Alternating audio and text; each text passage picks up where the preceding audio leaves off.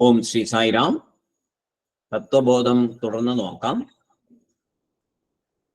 വാസുദേവേന്ദ്രയോഗീന്ദ്രം നത്വാ ജ്ഞാനപ്രദം ഗുരും മുമുക്ഷൂണാം ഹിതാർത്ഥായ തത്വബോധോഭിധീയതേ. നമ്മള് ആനന്ദമയ കോശത്തെ കുറിച്ചാണ് നോക്കിക്കൊണ്ടിരിക്കുന്നത്. ആനന്ദമയ കഹ ഏവമേവ കാരണശരീരഭൂത അവിദ്യാസ്ത മലിന സത്വം പ്രിയാദി വൃത്തിസഹിതം സത് ആനന്ദമയ കോശഃ.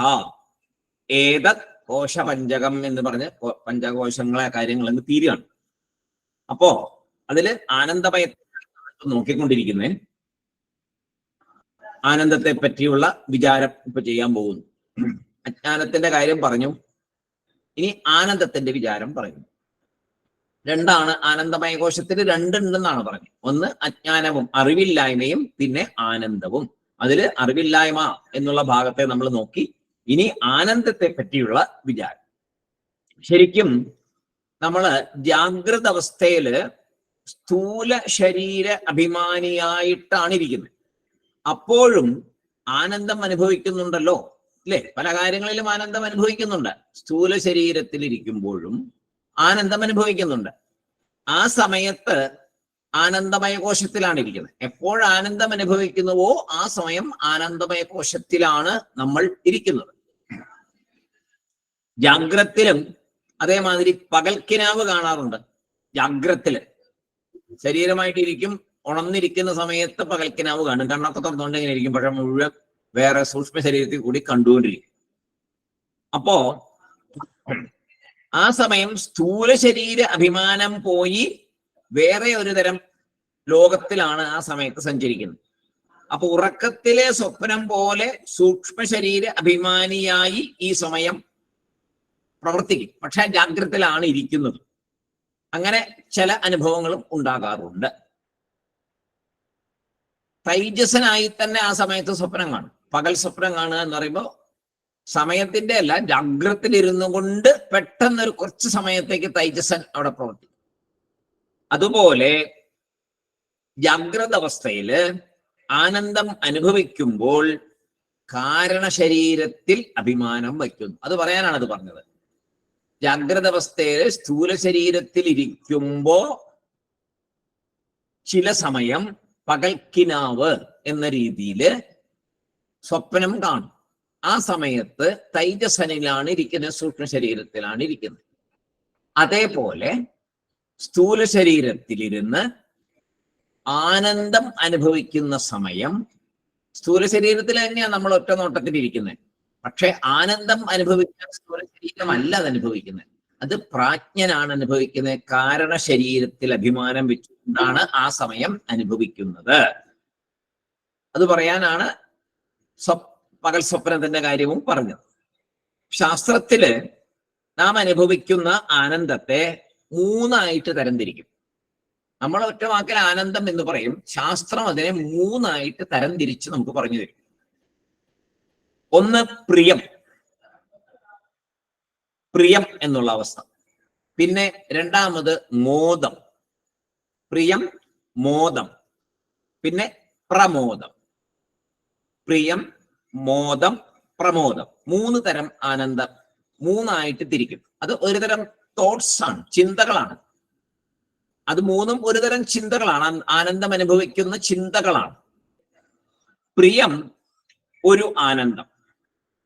അതിനേക്കാൾ കൂടുതൽ ആനന്ദം മോദം എന്ന പദം പ്രയോഗിക്കുമ്പോൾ. അതിനേക്കാൾ കൂടുതൽ ആനന്ദം പ്രമോദം എന്ന അവസ്ഥയിൽ. അപ്പൊ ഓരോ സ്റ്റെപ്പ് മുകളിലേക്കാണ് ഇത് പോയിക്കൊണ്ടിരിക്കുന്നത്. നമുക്ക് ഇഷ്ടപ്പെട്ട ഒരു വസ്തുവിനെ കാണുമ്പോൾ ആദ്യം ഉണ്ടാകുന്ന ഒരു സന്തോഷം, ഇഷ്ടപ്പെട്ട വസ്തുവിനെ കാണുമ്പോൾ ഒരു സന്തോഷം. ഇഷ്ടപ്പെട്ട ഒരു വസ്തുവാണ്, കാണണമെന്ന് ആഗ്രഹം ഉണ്ടായിരുന്നു, അത് കൺമുന്നിൽ വന്നു, കണ്ടു, അപ്പൊ ഒരു ആനന്ദം ഉണ്ടല്ലോ, അല്ലേ? പല സ്ഥലങ്ങളും കാണാൻ പോകുമ്പോൾ ഉണ്ടാവാറില്ലേ, ഇന്ന സ്ഥലം കാണണം കാണണം കാണണം എന്ന് ആഗ്രഹിച്ചിരുന്നതാണ്, ചെന്ന് കണ്ടു, കാണുമ്പോഴാണ് അതേമാതിരി വസ്തുക്കള് നമുക്ക് പറയുമ്പോൾ എളുപ്പം വസ്തുക്കളുടെ കാര്യമാണ്, കാരണം അതിന് 2-3 അവസ്ഥകൾ വരും. ഏതെങ്കിലും ഒരു വസ്തു കാണണം എന്ന ആഗ്രഹം ഉണ്ടായിരുന്നു, ആ വസ്തു നമ്മുടെ മുന്നിൽ വന്നു, നമ്മുടെ കയ്യിൽ വന്നു. അപ്പോ എന്തായിരുന്നു? കാണുമ്പോ കണ്ട ഉടനെ ഒരു ആനന്ദം, അതിനെയാണ് പ്രിയം എന്ന് പറയുക. അതിനെയാണ് ശാസ്ത്രത്തില് പ്രിയം എന്ന് പറയുന്നത്. ഇഷ്ടപ്പെട്ട വസ്തു കൺമുന്നിൽ വരുമ്പോൾ ഉണ്ടാകുന്ന ആനന്ദത്തെ പ്രിയം എന്ന് പറയുന്നു. ഇഷ്ടവസ്തു ദർശനജന്യ സുഖം, ഇഷ്ടവസ്തു ദർശനജന്യ സുഖം ഇസ് ഈക്വൽ ടു പ്രിയം. ഇനി അടുത്തതായിട്ട് എന്തുണ്ടാവും? ഇഷ്ടപ്പെട്ട വസ്തുവെ കണ്ടു, അത് നമുക്ക് വേണം, നമ്മുടെ കയ്യിൽ വന്നു. അപ്പൊ അതിന് കൈ കിട്ടുന്നതിന് നമ്മുടെ ലാഭം എന്ന് പറയാം, കൈ കിട്ടുമ്പോൾ അതിന് ലാഭം എന്ന് പറയാം. ഇഷ്ടവസ്തു ലാഭജന്യ സുഖം മോദം, ഇഷ്ടവസ്തു ലാഭജന്യ സുഖം മോദം. അപ്പൊ രണ്ടായി, കണ്ടു, നമ്മുടെ കയ്യിലേക്ക് വന്നു. പിന്നെയോ ഇഷ്ടവസ്തു അനുഭവജന്യ സുഖം പ്രമോദം, ഇഷ്ടവസ്തു അനുഭവജന്യ സുഖം പ്രമോദം. ഒരു സ്വീറ്റ്, ഇഷ്ടപ്പെട്ട ഒരു സ്വീറ്റാണ്, അത് കണ്ടു, സന്തോഷമായി. അത് തന്നു, കയ്യിൽ മേടിച്ചു, കുറച്ചുകൂടെ സന്തോഷമായി. അത് കഴിച്ചു, അതിന്റെ സുഖം, ആ മധുരം അനുഭവിക്കുമ്പോൾ ഒന്നുകൂടെ സുഖമായി. നമ്മൾ സാധാരണ ഇതൊന്നും ചിന്തിക്കാറില്ല. ഇങ്ങനെയൊക്കെ നമ്മൾ ചിന്തിക്കാറല്ലോ, കൈ കിട്ടും, കാണും, വേണം തോന്നും, എടുക്കും, കഴിക്കും, അത്രേ ഉള്ളൂ അല്ലേ? പക്ഷേ ശാസ്ത്രം പഠിക്കുമ്പോഴേ ഇതിനെയൊക്കെ അനലൈസ് ചെയ്യുള്ളൂ. അപ്പോഴേ നമുക്ക് ഈ ആത്മതത്വം എന്ന് പറഞ്ഞ ആ വലിയൊരു സംഭവം മനസ്സിലാവുള്ളൂ. കുറെ ഇങ്ങനെയൊക്കെ പഠിച്ചു പോകണം, ഓരോന്നിനെയും പിരിച്ച് പിരിച്ച് പിരിച്ച് പിരിച്ച് പഠിക്കണം, ഓരോ അനുഭവങ്ങളെയും. നമ്മളിങ്ങനെ ചിന്തിച്ചിട്ടുണ്ടോ? കയ്യിൽ കിട്ടുമ്പോ ഒരു സുഖമാണ്, കാണുമ്പോ ഒരു സുഖം, കിട്ടുമ്പോ കുറച്ചുകൂടെ സുഖം, അനുഭവിക്കുമ്പോ കുറച്ചുകൂടെ സുഖം. ഇത് നമ്മൾ പ്രാക്ടിക്കലി നടക്കുന്നുണ്ടെങ്കിലും നമ്മൾ അതിനെ വിശകലനം ചെയ്ത് നോക്കിയിട്ടില്ല ഇതുവരെ. ശാസ്ത്രം പറയുമ്പോഴാണ് ശരിയാണെന്ന് പറയുന്നത് അല്ലേ? അപ്പൊ അതിനവരെ പേര് കൊടുത്തിട്ടുണ്ട് ശാസ്ത്രം. പ്രിയം, മോദം, പ്രമോദം. ഇതാണ് ആനന്ദമയ കോശം. ഈ 3 അവസ്ഥയും ഉണ്ടാകും ആനന്ദമയ കോശം. ഇവിടെ സംഭവിക്കുന്നത് എന്താണ്? ഈ കോശം മറച്ചിരിക്കുന്നു എന്ന് പറഞ്ഞല്ലോ. എന്താണ് കോശം മറച്ചിരിക്കുന്നത്? എങ്ങനെയാണ് മറച്ചിരിക്കുന്നത്? ആരെ മറച്ചു എന്നാ പറഞ്ഞത്? ആത്മാവിനെ മറയ്ക്കുന്നു കോശങ്ങൾ. അതുകൊണ്ട് കോശത്തെ കടന്ന് ആത്മാവിനെ കാണണം എന്നാണ് പറഞ്ഞത്. അപ്പൊ ഇങ്ങനെ ഒരു ആനന്ദം വരുമ്പോ ആത്മാനന്ദമല്ല ഇത്. ഇവിടെയാണ് തെറ്റിപ്പോകുന്നത്. ആത്മാനന്ദമല്ല ഇത്. ഒരു വസ്തുവിൽ നിന്ന് ലഭിക്കുന്ന ആനന്ദം ക്ഷണികമാണ്, പെട്ടെന്ന് തീരും, അടുത്ത വസ്തു വേണം തോന്നും. നിത്യമായ ആനന്ദമല്ല. അപ്പോ ഈ സുഖഭോഗങ്ങളോടുള്ള താല്പര്യം കൊണ്ട് ആണ് നമ്മൾ ആരെ മറക്കുന്നേ? ആത്മാവിനെ മറക്കുക. എല്ലാ മനുഷ്യരും സുഖം തേടിയാണ് അലയുന്നത്, സുഖത്തിന് വേണ്ടിയാണ് എല്ലാ കാര്യങ്ങളും ചെയ്യുന്നത്. സുഖം ലഭിക്കുന്നുമുണ്ട്, പക്ഷേ ആ സുഖം നിത്യസുഖമല്ല എന്ന് നമ്മൾ മനസ്സിലാക്കാറില്ല. ഈ സുഖം തന്നെ വീണ്ടും വീണ്ടും ഒരേ സുഖത്തെ തന്നെ നമ്മൾ ആഗ്രഹിക്കും, പല പല രീതിയിൽ ആഗ്രഹിക്കും, പല പല സുഖങ്ങൾ ലഭിക്കും. പക്ഷെ ഒന്നും നിലനിൽക്കുന്ന സുഖങ്ങളല്ല, സംശയമേ ഇല്ല. ഓരോന്ന് കിട്ടിക്കഴിയുമ്പോൾ അതിന്റെ കഴിഞ്ഞു, അടുത്ത നിമിഷം അടുത്തതായി, ഇങ്ങനെ പോയിക്കൊണ്ടിരിക്കും. ഇങ്ങനെയാണ് ഈ സൂത്രപ്പണി കൂടെയാണ് എന്താണ് ഇഷ്ടവസ്തുക്കള് നമ്മുടെ ഉള്ളിൽ പ്രവേശിച്ച് ആത്മാവിനെ മറയ്ക്കുന്നത്. ആനന്ദമയ കോശം ഇങ്ങനെയാണ് അവന്റെ ജോലി ചെയ്യുന്നത്, ആത്മാവിലേക്ക് എത്തിക്കാതെ നമ്മളെ മറച്ചു മറച്ചു മറച്ചു പിടിക്കുന്നത്. അതാണ് പറയുന്നത് പ്രിയാദി വൃത്തി സഹിതം സത്. പ്രിയാദി വൃത്തി, വൃത്തി എന്ന് പറഞ്ഞാൽ ചിന്തയ്ക്ക് പറയും. പ്രിയാദി വൃത്തി സഹിതം സത്ത് ആരാണ്? പ്രിയം മുതലായ ചിന്തകളോടെ ഏതിരിക്കുന്നുവോ അത് ആനന്ദമയ കോശം.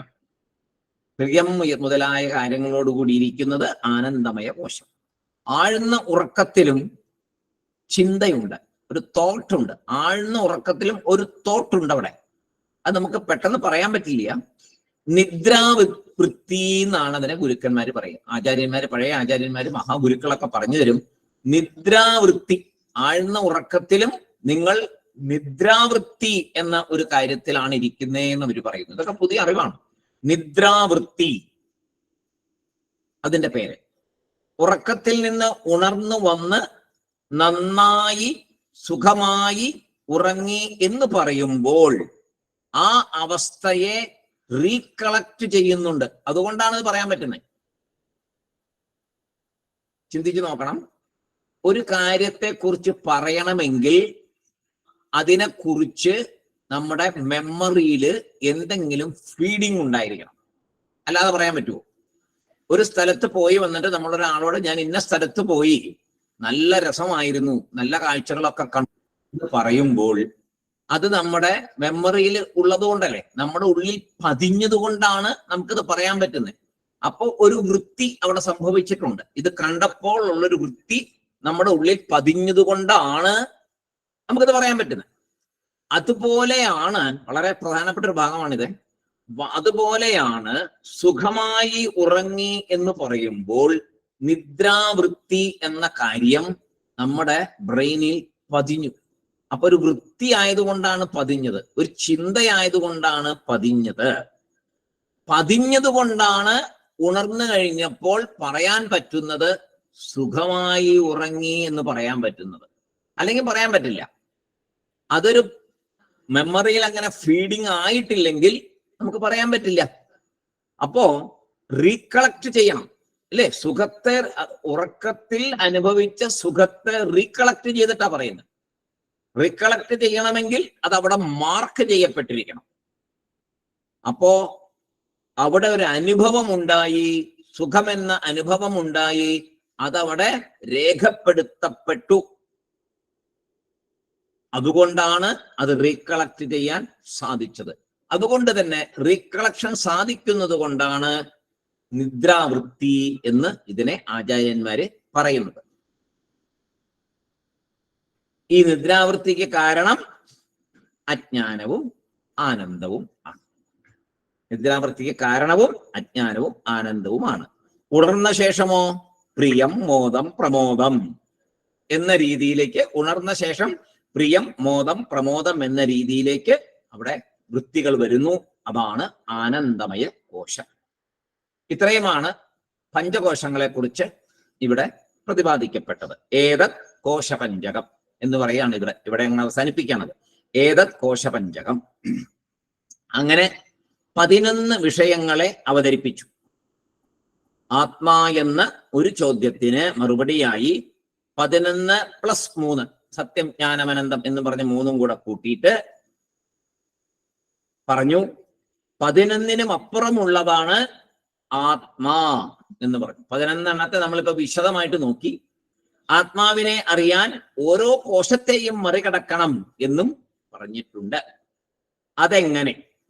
അപ്പോഴാണ് ചോദ്യം വരുന്നത്, ഇപ്പോൾ നാം ഏത് കോശത്തിലാണ് അഭിമാനം വച്ചിരിക്കുന്നത് എന്നറിഞ്ഞാലല്ലേ കടക്കാൻ പറ്റുള്ളൂ ഓരോന്നായിട്ട്. അപ്പോ അതെങ്ങനെ അറിയും? ഇപ്പൊ ഞാൻ ഏത് കോശത്തിലാണെന്ന് എങ്ങനെ ഞാൻ അറിയും? ജ്ഞാനം വന്നാലും ഒരു വ്യക്തി ഏതെങ്കിലും ഒരു കോശത്തിലായിരിക്കും. ഈ ശരീരമുള്ളിടത്തോളം കാലം ഒരു കോശത്തിൽ നിന്നേ പറ്റുള്ളൂ. പക്ഷേ ജ്ഞാനം വന്ന ശേഷം ഏത് കോശത്തിൽ നിന്നാലും അയാൾക്ക് ബന്ധനമുണ്ടാവില്ല. അവിടെയാണ് എന്റെ പ്രത്യേകത. അയാള് ഏത് കോശത്തിൽ നിന്ന് പ്രവർത്തിച്ചാലും ബന്ധനസ്ഥനാവുകയില്ല കർമ്മങ്ങളുമായിട്ട്. ഏതെങ്കിലും ഒരു കോശത്തിൽ ഇല്ലാതെ പറ്റില്ല. പക്ഷെ ജ്ഞാനം കിട്ടണമെങ്കിൽ ഈ കോശങ്ങളിൽ നിന്ന് മുന്നോട്ട് കിടക്കണം. അതായത് കോശങ്ങളിൽ ബന്ധനമില്ലാത്ത രീതിയിൽ വൈരാഗ്യ ബുദ്ധിയോടുകൂടെ മുന്നോട്ട് പോകണം. അങ്ങനെ കാര്യങ്ങൾ ചെയ്താലേ അതിൽ നിന്ന് മുക്തനാകാൻ പറ്റൂ. ഏതു കോശത്തിൽ ഇപ്പോൾ സ്ഥിതി ചെയ്യുന്നു എന്ന് അറിയാൻ ഏത് മുഖാന്തരമാണ് ഇപ്പോൾ പറ്റുക? നമുക്ക് ഏത് മുഖാന്തരമാണ് പറ്റുക? അപ്പോ സുഖദുഃഖങ്ങൾ വരുന്നത് എങ്ങനെയാണ് എന്ന് നോക്കണം. അപ്പോഴാണല്ലോ കോശം അറിയുന്നത്. സുഖങ്ങൾ വരുന്നത്, ദുഃഖങ്ങൾ വരുന്നത് ഏത് മുഖാന്തിരമാണ് എന്ന് അറിയണം. മൈൻഡ് ഡിസ്റ്റർബഡ് ആകുന്നത്, മനസ്സ് വിഷമിക്കുന്നത്, മനസ്സിന് പ്രയാസം ഉണ്ടാകുന്നത് ഏതിനാലാണ് എന്നറിയണം.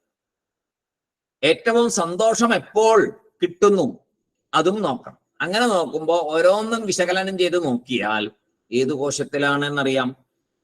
ഇപ്പൊ ചിലപ്പോ ഡ്രസ്സ് സെലക്ഷനിൽ പോലും നമുക്ക് വലിയ പ്രശ്നങ്ങൾ ഉണ്ടാവും, ഇല്ലേ? ഡ്രസ്സ് സെലക്ട് ചെയ്യാൻ എളുപ്പമാണോ? എളുപ്പമാണെങ്കിൽ തുണിക്കടയിൽ ഇത്രയും തിരക്ക് കാണില്ലല്ലോ. നമ്മൾ തന്നെ പോയ എത്ര സമയം എടുക്കുന്ന ഒരു തുണിക്കടന്ന് ഒരു സാധനം മേടിക്കാൻ? എന്ത് ഐറ്റം അവിടെ ഇരിക്കുന്നത്? ഒരു സാരി മേടിക്കാൻ പോയാൽ, ഒരു ഷർട്ട് മേടിക്കാൻ പോയാൽ, ഒരു പാന്റ് മേടിക്കാൻ പോയാൽ ഏതാ വേണ്ടേന്ന് ആകപ്പാടെ കൺഫ്യൂഷൻ ഇല്ലേ അവിടെ കണ്ടിട്ട്. അപ്പോൾ എന്നിട്ട് എന്താ, ഏറ്റവും സന്തോഷം ഏതിടുമ്പോഴാണോ ഏറ്റവും സന്തോഷം മനസ്സിന് തോന്നുക അതെടുക്കും. തൊട്ടടുത്ത് നിൽക്കുന്ന ആൾക്ക് അത് ഇഷ്ടമായിക്കൊള്ളണമെന്നില്ല, നമ്മുടെ കൂടെ വന്നിരിക്കുന്നവർക്കും അത് ഇഷ്ടമായിക്കൊള്ളണമെന്നില്ല. നമ്മുടെ മനസ്സിന് സന്തോഷം തരുന്നൊരു സാധനം നമ്മൾ എടുക്കും. അതായിരിക്കും ആ സമയം ഏറ്റവും സന്തോഷം തരുന്നത്. അപ്പോ ഡ്രസ് ഇടുമ്പോ എന്താണ് അപ്പോഴാണ് മനസ്സിലാക്കേണ്ടത്. എങ്ങനെയാണ് കോശം കണ്ടുപിടിക്കാൻ? ഡ്രസ് ഇടുന്നത് എന്താണ്? മനോമയ കോശത്തിലാണ്, പ്രാണമയ കോശത്തിലാണ്, വിജ്ഞാനമയ കോശത്തിലാണ്? അല്ല. എവിടെയാണ് ഡ്രസ്? എവിടേക്കാ? ശരീരത്തെ ഭംഗിയായി പ്രദർശിപ്പിക്കാനല്ലേ ഡ്രസ് ഇടുന്നത്. അപ്പോ ഏത് കോശമാണ്? ശരീരത്തിനാണ് പ്രാധാന്യം കൊടുത്തിരിക്കുന്നത്. ഈ ശരീരത്തെ മറ്റുള്ളവർ കാണുമ്പോൾ അതിനൊരു അലങ്കാരമായിട്ടാണ് ഈ ഡ്രസ്, അല്ലേ? ഇത്ര നമ്മൾ ചിന്തിക്കാറില്ല അല്ലേ? നന്നായിട്ട് ഡ്രസ് ചെയ്ത് പോകണം, പക്ഷെ ആക്ച്വലി എന്താ സംഭവിക്കുന്നത്? ഈ ശരീരത്തെ മറയ്ക്കുന്ന ഒരു അലങ്കാരം. അപ്പൊ ഏത് കോശത്തിലാണ് നിൽക്കുന്നത്? അന്നമയ കോശത്തിലാണ് നിൽക്കുന്നത്. അപ്പൊ അന്നമയ കോശത്തിൽ നിന്ന് പുറത്ത് കടക്കണമെങ്കിൽ എന്ത് ചെയ്യണം? ഏറ്റവും സിമ്പിളായിട്ട് ശരീരത്തെ മറയ്ക്കുക എന്നുള്ളൊരു കാര്യം മാത്രം മതി. അതിനകത്ത് കൂടുതൽ പ്രാധാന്യം കൊടുത്ത് അതിനെ ഒരുപാട് മോടി പിടിപ്പിക്കാൻ പോകുമ്പോൾ നമ്മൾ ആ കോശത്തിൽ നിന്നും മുക്തരല്ല എന്ന് മനസ്സിലാക്കുക. ആദ്യത്തെ അന്നമയ കോശത്തിൽ തന്നെയാണ് കുടുങ്ങിക്കിടക്കുന്നത്. ഓരോ ഡ്രസ്സിനും കൂടുതൽ പ്രാധാന്യം കൊടുക്കും തോറും ആ കോശത്തിൽ മുങ്ങിത്താന്നുകൊണ്ടിരിക്കുന്നു എന്നാണ് അർത്ഥം. പിന്നെയോ അതാണ് അപ്പിയറൻസ്. അപ്പിയറൻസിനെ കുറിച്ച് വരുന്നത് മുഴുവൻ, അപ്പിയറൻസിനെ കുറിച്ചുണ്ടാകുന്ന ചിന്ത മുഴുവൻ അന്നമയ കോശമാണ്. ജാതി ഇല്ലേ, നമ്മൾ ജാതി, അയാൾ താഴ്ന്ന ജാതിയാണ്, അയാൾ മറ്റേ ജാതിയാണ്, ഇയാൾ ഈ ജാതിയാണ്, ഇങ്ങനെ മനസ്സിലൊരു വിചാരമുണ്ടായാൽ നമ്മുടെ മുമ്പിൽ വന്ന് നിൽക്കുന്ന ആള് ഒരു വേറെ ജാതിക്കാരനാണ് എന്നൊരു ചിന്ത വന്നാൽ പോലും നമ്മൾ അന്നമയ കോശത്തിലാണ്. അപ്പൊ എവിടെയാണ് നമ്മളൊക്കെ ചെല്ലേണ്ട ഒരു അവസ്ഥയെ എന്ത് നന്നായിട്ടാണ് ശങ്കരാചാര്യസ്വാമി പറഞ്ഞു തരുന്നത്? 3 കാര്യങ്ങൾ നേരത്തെ പറഞ്ഞിട്ടുണ്ടല്ലോ. മന ഏകാഗ്രത, മനഃശുദ്ധി, മനവിശാലത. ഈ മനവിശാലതയുടെ കാര്യത്തിലാണ് ഇതൊക്കെ വരുന്നത്. നമ്മുടെ മുമ്പിൽ വന്ന് നിൽക്കുന്ന ഒരാളെ നമ്മളെപ്പോലെ തന്നെ കാണണം. അപ്പോ അന്നമയ കോശത്തിൽ നിന്ന് അപ്പുറം കടന്നു എന്ന് പറയാം. അല്ലാത്തടത്തോളം കാലം, അയാളെ വേറൊരു രീതിയിൽ കാണുന്നിടത്തോളം കാലം അന്നമയ കോശത്തിലാണ്. അയാളൊരു വെളുത്ത ആള്, കറുത്ത ആള്, പൊക്കം കുറഞ്ഞ ആള്, പൊക്കം കൂടിയ ആള്, ഇതൊക്കെ ശരീരത്തെ ബാധിക്കുന്നതാണ്. വേറെ ജാതി, ഇവിടത്തുകാരനല്ല, വേറൊരു സ്ഥലത്ത് നിന്ന് വന്ന ആളാണ്, ആ ജാതി ആ സ്ഥലത്തുകാരനാണ്, കോട്ടയത്തുകാരനാണ്, അല്ലെങ്കിൽ പാലക്കാടുകാരനാണ്. ഇങ്ങനെയൊക്കെ ഈ ശരീരത്തെ പറയുന്നതെല്ലാം അന്നമയ കോശത്തിൽപ്പെടും. അപ്പൊ അവിടെ നിന്ന് രക്ഷപ്പെടണമെങ്കിൽ ആ വക ചിന്തകൾ മനസ്സിൽ നിന്ന് മാറ്റണം. ഇപ്പൊ നമുക്കറിയാം ഇത് എളുപ്പമല്ലെന്നല്ലേ. ഒരു കോശം പോലും കടക്കാൻ പോകുന്നില്ല എന്നുള്ള ഉറപ്പായി. ഇത് മനസ്സിൽ നിന്ന് മാറി കിട്ടുമോ? അടുത്ത കാലത്തൊന്നും ഉണ്ടാകാൻ പോകുന്നില്ല. ചിലര് എഴുതി വെച്ചിട്ടുണ്ടാവും, മരിച്ചു കിടക്കുമ്പോ എനിക്ക് ഇന്ന ഡ്രസ്സ് ഇട്ടിട്ടേ കിടത്താവൂന്ന്. അതുവരെ ചെയ്ത് വെക്കുന്നുണ്ട് ആൾക്കാർ. എടുത്ത് മേടിച്ചു വെച്ചിട്ടുണ്ട് ചിലര്. നല്ല വെള്ള ഷർട്ടും വെള്ള മുണ്ടും ഒക്കെ മേടിച്ച്, കസവുള്ളതൊക്കെ മേടിച്ച് വെച്ചിട്ടുണ്ട്, മരിച്ചു കിടക്കുമ്പോൾ ഇത് ഉടുപ്പിച്ചേക്കണേന്ന്. അപ്പോ എന്താണ് നമ്മുടെ ശരീരബോധം എവിടെ വരെ ചെല്ലണു എന്നുള്ളത്? അന്നമയ കോശം എന്ന് പറഞ്ഞാൽ ഒരു രക്ഷയിൽ അവിടെ നിന്ന് കിടക്കാൻ പറ്റില്ല. പോട്ടെ. പിന്നെ ഇനി അടുത്തൊരു കൂട്ടര്, അവർക്ക് ശരീരം ഒന്നും വലിയ പ്രശ്നമല്ല, കഴിക്കണം, ധാരാളം ഭക്ഷണം കഴിക്കണം. നല്ല സദ്യ ഉണ്ടെങ്കിൽ വളരെ സന്തോഷം, ധാരാളം കഴിക്കണം. ഈ 3 നേരവും ശരിക്ക് വേണം. ഓരോ നേരവും നല്ല സ്വാദോടുകൂടി വേണം. സ്വാദില്ലാത്തതൊന്നും പറ്റില്ല. ഇഷ്ടപ്പെട്ട ഭക്ഷണം തന്നെ വേണം. എന്തായിരിക്കാം അറിയാലോ? ഏത് കോശമായിരിക്കും? പ്രാണമയ കോശം. ശരീരത്തെ വളർത്തുന്ന കോശം പ്രാണമയ കോശമാണ്. ഭക്ഷണപ്രിയന്മാര് പ്രാണമയ കോശത്തിലാണ് കഴിയുന്നത്. അന്നമാണ് അവരുടെ വിഷയം. പ്രാണന് ഭക്ഷണവുമായിട്ട് ബന്ധമുണ്ട്, അല്ലെങ്കിൽ പ്രാണൻ നിലനിൽക്കില്ല. അതുകൊണ്ടാണ് പ്രാണമയ കോശം എന്ന് പറയുന്നത്. ഭക്ഷണവുമായിട്ടാണ് പ്രാണന് ബന്ധം. അപ്പോ ഭക്ഷണമാണ് നിലനിർത്തുന്നത്. അപ്പൊ അത് പ്രാണമയ കോശം.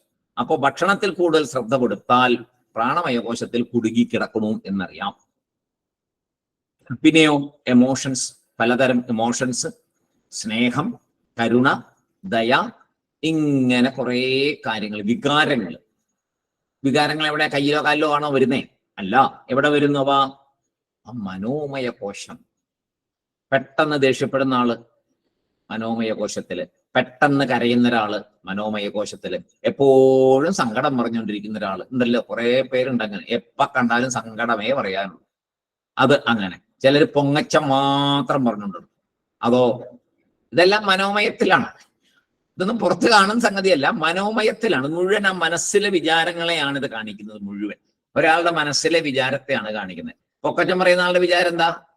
അയാൾ ഏറ്റവും സൂപ്പർ ആണെന്നുള്ള വിചാരത്തിലാണ് ഈ പറഞ്ഞുകൊണ്ടിരിക്കുന്നത്. വിചാരമല്ലേ ഇത്? നമുക്കറിയാലോ അങ്ങനെയല്ല എന്നുള്ളത് നമുക്കറിയാം പലതും. അപ്പൊ വിചാരങ്ങളാണ്, അതെല്ലാം മനോമയ കോശത്തിൽ. പിന്നെയോ അറിവ് നേടണം എന്നുള്ള, സദാ അറിവ് നേടണം, എനിക്ക് അറിഞ്ഞത് പോരാ, ഇനിയും അറിയണം, ഇനിയും അറിയണം എന്ന് വിജ്ഞാനത്തിന് വേണ്ടി സദാ പരിശ്രമിച്ചു കൊണ്ടിരിക്കുന്നു ധാരാളം പേരുണ്ട് അങ്ങനെ. എത്രയായാലും അവർക്ക് ധാരാളം പിന്നെയും പഠിക്കണം, പിന്നെയും പഠിക്കണം. എൻ്റെ ഒരു സുഹൃത്തുണ്ട്, റിട്ടയർ ചെയ്ത പിന്നെ ഇപ്പൊ 6ാമത്തെയോ 7ാമത്തെയോ MA അയാൾ പാസ്സായി. അങ്ങനെ പഠിച്ചുകൊണ്ടേയിരിക്കുക. കഴിഞ്ഞ റിട്ടയർ ചെയ്ത് ഏതാണ്ട് എന്നെക്കാൾ 1 വർഷം മുമ്പ് റിട്ടയർ ചെയ്തതാണ്. 6-8 വർഷമായി. 8 വർഷത്തിനുള്ളിൽ റിട്ടയർ ചെയ്ത് അന്ന് മുതൽ പുള്ളി പഠിക്കാൻ തുടങ്ങിയതാണ്. ഓരോ ഓപ്പൺ യൂണിവേഴ്സിറ്റിയുടെ കറസ്പോണ്ടൻസ് കോഴ്സിൽ ചേർന്ന് അതിന്റെ പരീക്ഷ എഴുതി, ചില സ്ഥലങ്ങളിൽ ഓൺലൈനിലും അല്ലെങ്കിൽ ചിലത് ഓഫ്ലൈനിലും ഒക്കെ പോയി അങ്ങനെ എഴുതിക്കൊണ്ടിരിക്കുക. അത് തന്നെ ക്രൈസ്, ഭയങ്കര താല്പര്യം. അങ്ങനെ അറിവ് നേടണം എന്നുള്ള ആഗ്രഹം, കൂടുതൽ കൂടുതൽ അറിയണം, അറിയണം, അറിയണം, അറിയണം എന്നുള്ളത്. നമ്മൾ എന്ത് ചെയ്യുന്നു? ആ ഉപനിഷത്ത് പഠിച്ചു, ഈ ഉപനിഷത്ത് പഠിച്ചു, പിന്നത്തെ ഉപനിഷത്ത് പഠിച്ചു, 10 ഉപനിഷത്തും പഠിക്കണം, അടുത്തത് പഠിക്കണം, ഇപ്പൊ തത്വബോധം പഠിക്കുന്നു, ഇനി അടുത്തത് വിവേക ചൂടാമണി പഠിക്കണം. ഇങ്ങനെ നമ്മളും ആ അറിവിലിങ്ങനെ നോക്കിക്കൊണ്ടിരിക്കുക. ബ്രഹ്മസൂത്രം പഠിക്കണം, ഓരോ രീതി അല്ലേ? എല്ലാവരും അറിവിന് വേണ്ടി ഇങ്ങനെ ശ്രമിച്ചുകൊണ്ടിരിക്കുകയാണ്. അവരൊക്കെ എവിടെയാണ് നിൽക്കുന്നത്? വിജ്ഞാനമയ കോശത്തിലാണ് നിൽക്കുന്നത്. അപ്പൊ ഓരോരുത്തർക്കും ഇപ്പൊ അറിയാലോ ഏത് കോശത്തിലാണ് നിൽക്കണമെന്ന് മനസ്സിലായല്ലോ. ആനന്ദമയ കോശത്തിന്റെ കാര്യം പറഞ്ഞു. ഒരു കാര്യം കിട്ടുമ്പോൾ എവിടെയാണ് നിൽക്കണമെന്നുള്ളത് മനസ്സിലായി. എപ്പോഴും സന്തോഷം, ആനന്ദം, എപ്പോഴും ഹാപ്പി ആയിട്ടിരിക്കുക. ഒരു പ്രശ്നം അയാളെ ബാധിക്കത്തില്ല. വളരെ സന്തോഷം. ഓ അങ്ങനെയാണോ? അങ്ങനെ. ഇങ്ങനെയാണോ? ഇങ്ങനെ. അത് കിട്ടിയോ? ഇല്ല, കിട്ടിയില്ല, കുഴപ്പമില്ല, എല്ലാം ഹാപ്പി ഹാപ്പി ഹാപ്പി. അവരൊക്കെ ആനന്ദമയ കോശത്തില് ഇരിക്കുന്നു. എല്ലാവരും കോശത്തിൽ തന്നെയാണ് നിൽക്കുന്നതെന്ന് ഓർക്കണം. ഉദാഹരണം പറയുകയാണെങ്കിൽ മഹാത്മാഗാന്ധി, അദ്ദേഹം എവിടെയായിരുന്നു? വിജ്ഞാനമയ കോശത്തിലായിരുന്നു. എന്താ വെച്ചാൽ അടിമത്വം അദ്ദേഹം ഇഷ്ടപ്പെട്ടിരുന്നില്ല. അതുകൊണ്ടാണല്ലോ ഈ സമരം ചെയ്തത്. അതിന്റെ പുറകിലുള്ള നമ്മൾ മനസ്സിലാക്കാൻ നല്ലൊരു കഥയാണ്. അദ്ദേഹം അടിമത്വം ഇഷ്ടപ്പെട്ടിരുന്നില്ല. അടിമത്വം എന്ന് പറയുന്നത് എന്താ? ഒരു ചിന്തയല്ലേ, വിജ്ഞാനത്തിലുള്ള ചിന്തയല്ലേ. അടിമത്വം എന്ന് പറയുന്നത് താഴ്ന്നതും, അടിമത്വം സ്വാതന്ത്ര്യം വേണം എന്നുള്ളത് അറിവിന്റെ ലക്ഷണമാണ്. അപ്പൊ വിജ്ഞാനമയ കോശത്തിലാണ് അദ്ദേഹം നിന്നിരുന്നത്. അപ്പോ അടിമത്വം ഇഷ്ടപ്പെട്ടിരുന്നില്ല.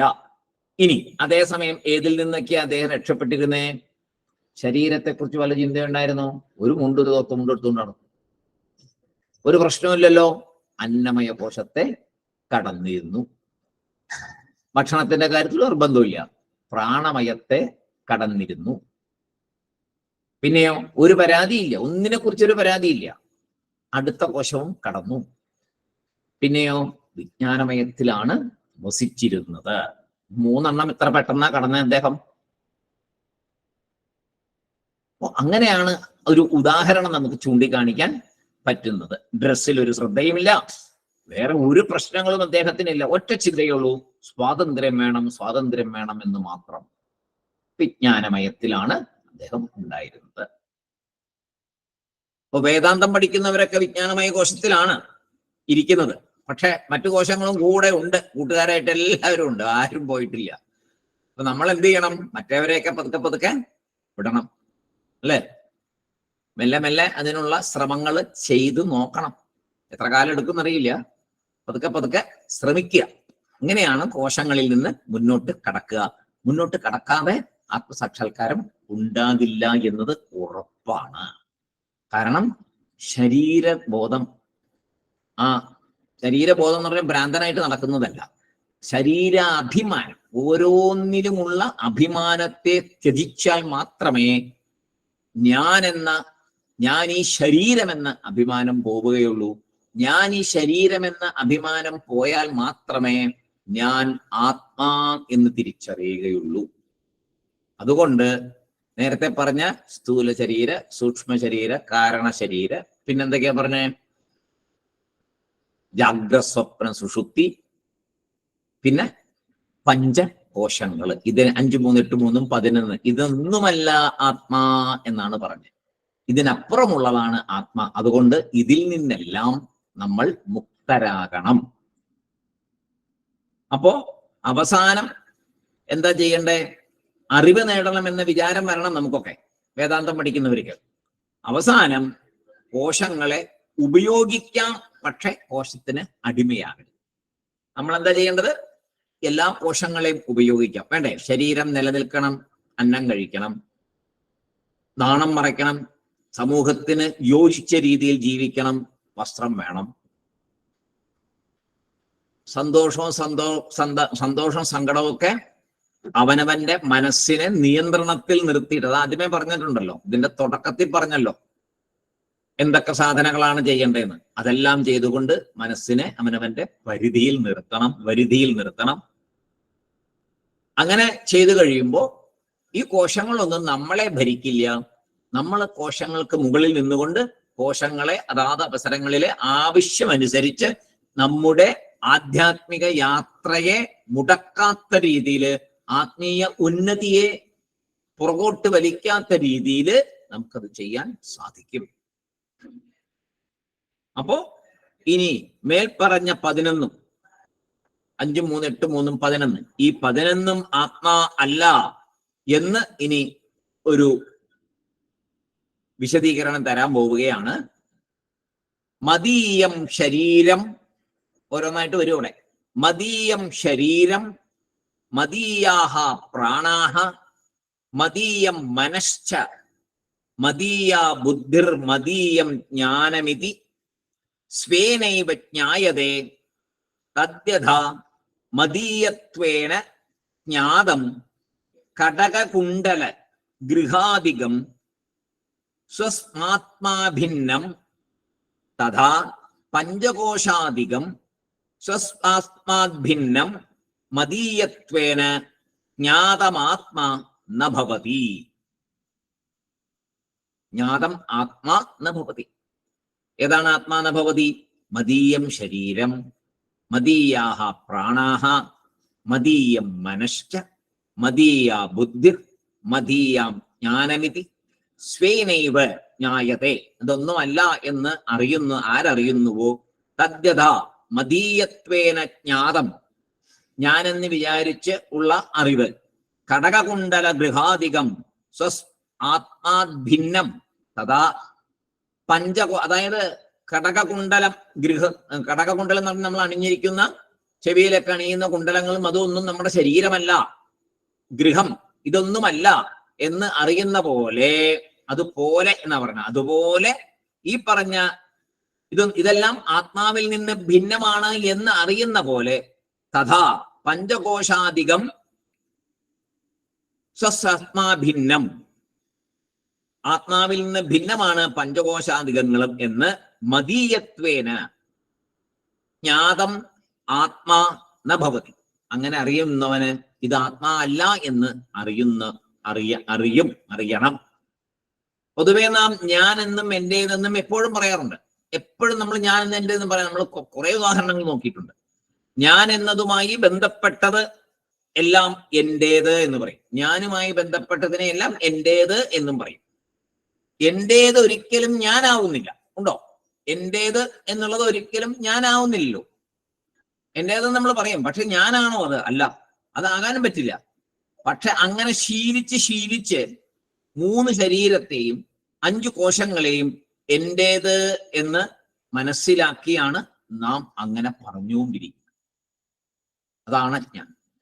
ഇതിനെല്ലാം ഞാനെന്ന് വിചാരിച്ചുകൊണ്ടിരിക്കുക. 3 കോശത്തെയും ഞാനെന്ന് വിചാരിച്ചിരിക്കുന്നു, 3 അവസ്ഥയെ ഞാനെന്ന് വിചാരിച്ചിരിക്കുന്നു, 5 കോശങ്ങളെയും ഞാനെന്ന് വിചാരിച്ചിരിക്കുന്നു, 3 ശരീരത്തെയും മൂന്ന് അവസ്ഥകളെയും 5 ശരീരത്തെയും ഇതിനെയെല്ലാം ഞാൻ ഞാൻ ഞാൻ ഞാൻ എന്ന് വിചാരിച്ച് ജീവിച്ചു കൊണ്ടിരിക്കുന്നു നമ്മൾ. എന്റെ ശരീരം പറയുമ്പോൾ ശരിക്കും പറഞ്ഞ ശരീരം ഞാനാണോ? അല്ല. എന്റെ ശരീരം എത്രയോ നമ്മൾ ഉപയോഗിക്കും. പക്ഷെ വീണ്ടും നമ്മൾ ഞാൻ ആത്മാ എന്ന് തിരിച്ചറിയത്തില്ല. അപ്പോ മമ പ്രത്യയ വിഷയം ന അഹം. മമ പ്രത്യയ വിഷയം ന അഹം. പുറത്തുള്ള വിഷയങ്ങളിൽ എന്റേത് എന്ന് പറയുമ്പോൾ ഞാൻ അല്ല എന്ന് മനസ്സിലാക്കാൻ ബുദ്ധിമുട്ടില്ല. പക്ഷേ ശരീരകാര്യം വരുമ്പോഴേക്കും പ്രയാസമാണ്. വേറെ സാധനങ്ങളിൽ നിന്ന് നമ്മൾ ഞാൻ എന്ന് പറയില്ല. എന്റേതെന്ന് പറയുമ്പോൾ കുഴപ്പമില്ല. എന്റെ കുണ്ടലം, എന്റെ കണ്ണാടി, എന്റെ മാല എന്ന് പറയുമ്പോൾ അതിനെ നമ്മൾ ഞാനെന്ന് വിചാരിക്കുന്നില്ല. പക്ഷെ ശരീരത്തെ കുറിച്ച് പറയുമ്പോ ഞാനെന്ന് നമ്മൾ വിചാരിച്ചു പോകും. ഒരു സമയത്ത് എന്റേതെന്ന് പറയും, വേറൊരു സമയത്ത് ഞാൻ എന്നും പറയും. ഇല്ലേ? ഞാൻ നടക്കുന്നു, ശരീരം തന്നെയാണ് നടക്കുന്നത്, പക്ഷെ ഞാൻ നടക്കുന്നു. ഡോക്ടറുടെ അടുത്ത് പോകുമ്പോ എന്റെ കൈക്ക് വേദന, എന്റെ കാലിന് വേദന, എന്റെ മുട്ടിന് വേദന. അടുത്തൊരു സ്റ്റേജില് മനസ്സിനൊരു സുഖവുമില്ല, എന്റെ മനസ്സിന് ഒരു സുഖവുമില്ല. ചിലര് എനിക്കൊരു സ്വസ്ഥതയില്ല. അപ്പൊ ആരായി? മനസ്സ് ഞാൻ തന്നെ, എനിക്കൊരു സുഖവുമില്ല. ചിലര് എന്റെ മനസ്സിനൊരു സുഖവുമില്ല എന്ന് പറയും. രണ്ടിലും എന്താണ് സംഭവം? ഞാൻ എന്നുള്ളത് ആത്മാവായിട്ട് തിരിച്ചറിഞ്ഞിട്ടില്ല. അപ്പൊ എന്റേത് എന്ന് പറയുന്നതൊന്നും ആത്മാ അല്ല എന്നാണ് ഇവിടെ ഗുരുനാഥൻ പറഞ്ഞു തരുന്നത്.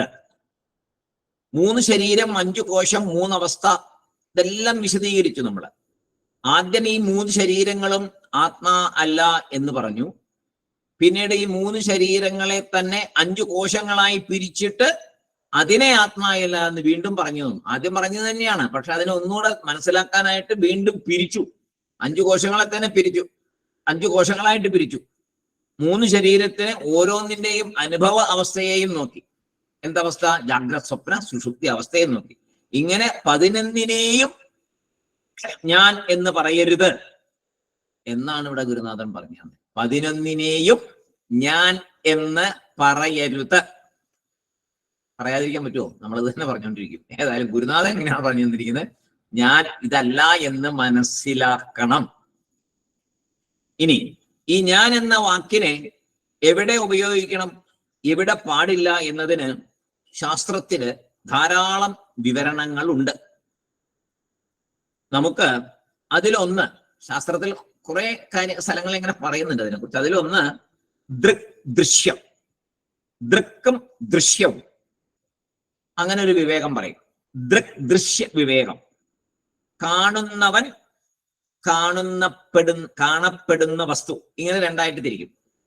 കാണുന്നവനും കാണപ്പെടുന്ന വസ്തു, ദൃശ്യ വിവേകം എന്നതിന് പറയും. ദൃക് എന്ന് പറഞ്ഞാൽ കാണുന്നവൻ, ദൃശ്യം എന്ന് പറഞ്ഞാൽ കാണപ്പെടുന്ന വസ്തു അല്ലെങ്കിൽ കാഴ്ച എന്താ വെച്ചാൽ. വിവേകം എന്നാൽ അതിനെക്കുറിച്ചുള്ള ഒരു വിചാരം. ദൃശ്യ വിവേകം. ഇതൊക്കെ ശാസ്ത്രത്തിൽ വളരെ ഡീപ്പായിട്ട് ചെയ്യുന്ന കാര്യങ്ങളാണ്. നമ്മളതിന്റെ ഓരോ ഓട്ടപ്രദർശനം ഇതൊക്കെ നടക്കുന്നുള്ളൂ. ആദ്യത്തെ കാര്യം, കാണുന്നവൻ വേറെ, കാണപ്പെടും വസ്തു വേറെ. ശരിയാണല്ലോ? കാണുന്നവൻ വേറെ, കാണപ്പെടുന്ന വസ്തു വേറെ. അതിനുശേഷം ആർ കാണുന്നു, ആരാണ് കാണുന്നത്, എന്തിനെയാണ് കാണുന്നത് എന്ന വിചാരം അവിടെ കാര്യമായിട്ട് അതിനെക്കുറിച്ചൊരു ചർച്ച നടക്കും. അപ്പൊ പറയും, കാണുന്നവൻ ആത്മാ, കാണുന്നവൻ ആത്മാ, കാണപ്പെടുന്നത് അനാത്മാ. കാണുന്നവൻ ആത്മാ, കാണപ്പെടുന്നതെല്ലാം അനാത്മാ. നാം അനുഭവിക്കുന്ന വീട്, പുസ്തകം, പേന മുതലായ സാധനങ്ങളെല്ലാം, അവയൊന്നും നമ്മൾ ഞാൻ എന്ന് പറയാറില്ല. അതിനെയെല്ലാം എന്തു പറയുന്നു? എന്റേത്, എന്റേത്, എന്റേത്, എന്റേത് എന്ന് പറയുന്നു. ശാസ്ത്രം കുറച്ചുകൂടി മുന്നോട്ട് പോയി നമ്മുടെ സ്ഥൂല ശരീരം, സൂക്ഷ്മ ശരീരം, കാരണ ശരീരം ഇവയെയും ദൃശ്യം എന്ന് പറയും. അതിനാണിത് പറയുന്നത്. ശാസ്ത്രം മുന്നോട്ട് പോയിട്ട് സ്ഥൂല ശരീരത്തെയും സൂക്ഷ്മ ശരീരത്തെയും കാരണ ശരീരത്തെയും ദൃശ്യം എന്ന് പറയും. ഇത് അനുഭവിക്കപ്പെടുന്ന വസ്തുവായതിനാൽ അനുഭവസ്ഥനായ ഞാൻ വേറെ എന്ന് പറയും. ജാഗ്രത അനുഭവിക്കുന്നത് ഞാനാണ്, സ്വപ്നം അനുഭവിക്കുന്നത് ഞാനാണ്, കാരണശരീരത്തിലിരുന്ന് സുഖമായി ഉറങ്ങി എന്ന് പറയുന്ന ആനന്ദവും അജ്ഞാനവും അനുഭവിക്കുന്നത് ഞാൻ ആണ്. ഈ മൂന്നിലുമുള്ള ഞാൻ ഒന്ന് തന്നെയാണ്. ഈ മൂന്നിലുമുള്ള ഞാൻ ശരീരമാണോ? സ്വപ്നം കാണുന്നത് സ്ഥൂല ശരീരമാണോ? അല്ല. അപ്പൊ സ്ഥൂല ശരീരമാണെന്ന് പറയാൻ പറ്റില്ല. കാരണ ശരീരത്തിൽ നിന്ന് ഉറങ്ങുന്നത് സൂക്ഷ്മ ശരീരമാണോ? അല്ല, അതും പറയാൻ പറ്റില്ല. കാരണശരീരം എന്ന് പറഞ്ഞാൽ പേര് തന്നെ കാരണ ശരീരം എന്നാണ്. അപ്പോൾ അത് ശരീരമല്ലേ? അതെ. ആത്മാവാണോ? അല്ല. അപ്പൊ ഈ മൂന്നും അനുഭവിച്ച ഞാൻ ആരാണ്? അതാണ് ആത്മ. അവിടെയാണ് ആത്മ. അപ്പോ ശാസ്ത്രം എത്രമാത്രം ഡീപ്പായിട്ട് പറഞ്ഞു. കാണപ്പെടുന്ന പുറത്ത് കാണുന്ന വസ്തുക്കളൊന്നും ഞാനല്ല അത് നമ്മൾ പറയുന്നില്ല. നമ്മൾ ഞാനെന്ന് പറയാറില്ല. പുറത്ത് നിൽക്കുന്ന മരം ഞാനാണെന്നോ, ഇല ഞാനാണെന്നോ, പുസ്തകം ഞാനാണെന്നോ, പേന ഞാനാണെന്നോ ഒന്നും നമ്മൾ പറയാറില്ല. ഓക്കെ, അവിടെ ഓക്കെ. പിന്നെ പറയുന്ന എവിടെ? ശരീരത്തെ പിടിച്ചാ പറയുന്നത്. ശരീരത്തെ പിടിച്ച് പറയുമ്പോൾ ഇവിടെ ശാസ്ത്രം പറഞ്ഞു തരുന്നു, സ്ഥൂല സൂക്ഷ്മ കാരണ ശരീരവും ഞാനല്ല. കാരണം ഈ മൂന്നിലും ഞാൻ ആണ് അനുഭവസ്ഥൻ. അതാണ് മനസ്സിലാക്കേണ്ടത്. ഈ മൂന്നിലും അനുഭവസ്ഥൻ ഒരേ വ്യക്തിയാണ്, ഒരേ ചൈതന്യമാണ്. ആ ചൈതന്യമാണ് ഞാൻ. ആ ചൈതന്യമാണ് ആത്മ. അപ്പോ ശരീരത്തിന്റെ കാര്യം വരുമ്പോഴാണ് എപ്പോഴും നമുക്ക് തെറ്റുപറ്റുന്നത്, നമ്മൾ ആത്മാ എന്ന് തിരിച്ചറിയാതെ പോകുന്നത്. ശരീരത്തെ ഞാൻ എന്ന് മനസ്സിലാക്കുന്നതാണ് അജ്ഞാനം. അതെപ്പോഴുണ്ടായി എന്ന് ചോദിച്ചാൽ അനാദി എന്നേ പറയാം. ശരീരത്തെ ഞാൻ എന്ന് വിചാരിക്കുന്ന അജ്ഞാനം എപ്പോഴുണ്ടായി? അനാദിയാണ്, അറിയാൻ പറ്റില്ല. അപ്പോ 11 അനാത്മാക്കളെയും എന്റേത് എന്ന് പറഞ്ഞാലും അത് ഞാൻ അല്ല. 11 അനാത്മാക്കളെയും എന്റേത് എന്ന് പറഞ്ഞാലും ഞാൻ അല്ല, ആത്മാ അല്ല. ഉടലിനെ ആഭരണങ്ങളെ പോലെ, ഉടലിലെ ആഭരണങ്ങളെ പോലെ അവയവങ്ങൾ ഞാൻ അല്ല. അപ്പോൾ ഞാൻ ആര്? അതാണ് പിന്നത്തെ ചോദ്യം വരുന്നത്. ആഭരണങ്ങളെ പോലെ അവയവങ്ങൾ ഞാനല്ല. ആഭരണം ഞാനല്ലല്ലോ, അതേപോലെ അവയവങ്ങളും ഞാനല്ല. അപ്പോൾ ഞാൻ ആര്? ഏറ്റവും വലിയ ആധ്യാത്മികതയുടെ ആവശ്യം എന്തിനാണ്? ഞാൻ ആരെന്നറിയാനാണ്. സ്പിരിച്വാലിറ്റി എന്തിനാണ്? ഞാൻ ആര് എന്നറിയാനാണ്. എല്ലാ ശാസ്ത്രങ്ങളും എന്തിനാണ്? ഞാൻ ആരെന്ന് മനസ്സിലാക്കാനാണ്. എല്ലാ ഗുരുക്കന്മാരും പറയുന്നത് എന്താണ്? ഞാൻ ആര് എന്ന് മനസ്സിലാക്കൂ എന്നാണ് എല്ലാവരും ഉപദേശിക്കുന്നത്. ആരും വേറൊന്നുമല്ല പറയുന്നത്. അപ്പോ മദീയം ശരീരം, എന്റെ ശരീരം, മദീയാഹ പ്രാണാഹ, എന്റെ പ്രാണന്മാർ, മദീയം മനശ്ച, എന്റെ മനസ്സ്, മദീയം ബുദ്ധി, എന്റെ ബുദ്ധി, മദീയം ജ്ഞാനം. ചില പാഠങ്ങളിൽ അജ്ഞാനം എന്നും കൂടെ അത് വരുന്നുണ്ട്. രണ്ടാണെങ്കിലും കുഴപ്പമില്ല. എന്റെ ഈ ജ്ഞാനം അല്ലെങ്കിൽ എന്റെ ഈ അജ്ഞാനം, എന്റെ ഈ അറിവില്ലായ്മ. അങ്ങനെ 3 ശരീരങ്ങളും എന്റേത് എന്ന് ഞാൻ പറയുന്നു. സ്വേന ഏവ ജായത്തെ, എന്റേത് എന്ന് അറിയപ്പെടുന്നു. സ്വേന ഏവ ജായത്തെ, ജ്ഞായത, ജായതയല്ല ജ്ഞായത. സ്വേന ഏവ ജ്ഞായത, എന്റേത് എന്നറിയപ്പെടുന്നു. ഇതെല്ലാം മദീയത്വേന ജ്ഞാതം, എന്റേത് എന്ന് അറിയപ്പെട്ട, മദീയത്വേന ജ്ഞാതം, എന്റേത് എന്ന് അറിയപ്പെട്ട കടക കുണ്ടല, വള കുണ്ടലം മുതലായ, ഗൃഹ ആദികം, വീട് മുതലായവ, കടക കുണ്ടല ഗൃഹ ആദികം, വള കുണ്ടലം ഗൃഹ വീട് മുതലായവ, സ്വാത്മാഭിന്നം, ആത്മാഭിന്നം. അതാണ് സ്വാത്മാഭിന്നം. ഒന്നിച്ചൊരു ഇതാണ് എഴുതിയിരിക്കുന്നത്. സ്വാത്മാഭിന്നം, ദായും ബായും കൂടെ ഭിന്നം ഒന്നിച്ചാണ്. സ്വാത്മാഭിന്നം, സ്വ ആത്മാഭിന്നം, സ്വസ്മാത് ഭിന്നം. ഇതിന് ബുദ്ധിമുട്ട് പറയാൻ. സ്വസ്മാത് ഭിന്നം. അപ്പോ എന്നിൽ നിന്ന് വേറെയാണോ, എന്നിൽ നിന്ന് വേറെയാണോ, അതുപോലെ തഥാ, എങ്ങനെയാണോ എന്നിൽ നിന്ന് വേറെയായിരിക്കുന്നത്, ഏത് കുണ്ടലങ്ങളും വളയും ഗൃഹവുമെല്ലാം, അതുപോലെ തഥാ അതുപോലെ പഞ്ചകോശാധികം, പഞ്ചകോശങ്ങൾ മുതലായവ സ്വസ്മാത് ഭിന്നം, സ്വ ആത്മാത് ഭിന്നം, എന്നിൽ നിന്ന് വേറെ, മദീയത്വേന ജ്ഞാതം, എന്റേത് എന്ന് അറിയപ്പെട്ടതിനാൽ, ന ആത്മാ ഭവതി, ആത്മാ അല്ല. പഞ്ചകോശങ്ങൾ മുതലായവയും എന്നിൽ നിന്ന് വേറെ, എന്റേത് എന്ന് അറിയപ്പെട്ടതിനാൽ ന ആത്മാ ഭവതി. എങ്ങനെ അറിയപ്പെട്ടു? ഇപ്പൊ പഞ്ചകോശങ്ങളെ വിശദീകരിച്ച് തന്നപ്പോൾ അത് ഞാനല്ല എന്റേതാണ് എന്ന് നമ്മൾ ഇപ്പോൾ അറിഞ്ഞു. അതിനാൽ അത് ന ആത്മാ ഭവതി, അത് ആത്മാ അല്ല, ഞാൻ അല്ല, എന്റേത് എന്നറിയപ്പെട്ടതിനാൽ. ഇതൊക്കെ എന്റേതെന്നാണ് എന്റേതെന്നറിയപ്പെട്ടതിനാൽ അതൊന്നും ആത്മാവല്ല എന്ന് പറഞ്ഞു. അപ്പോഴാണ് അടുത്ത ചോദ്യം വരുന്നത്. അങ്ങനെയൊക്കെ ആണെങ്കിൽ ഗുരുനാഥ, ആത്മാ തർഹി കഹ,